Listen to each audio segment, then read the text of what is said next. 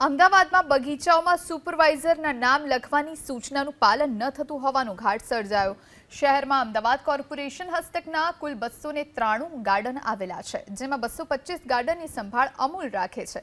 9 મહિના અગાઉ એએમસીની રિક્રિએશન કમિટીએ નિયમ જાહેર કર્યો કે ગાર્ડનમાં આવતા મુલાકાતીઓ માટે સુપરવાઇઝરના નામ અને નંબર લખવા।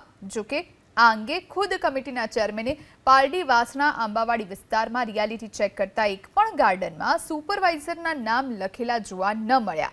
જે બાદ ચેરમેન જયેશ ત્રિવેદીએ આગામી 1 અઠવાડિયામાં ગાર્ડનમાં સુપરવાઇઝરોના નામ અને નંબર ધરાવતા બોર્ડ લગાવવાની સૂચના આપી છે। 15 દિવસ પહેલાં મારે સાઉથ ઝોનની અંદર જોગર્સ પાર્કમાં જવાનું થયું હતું।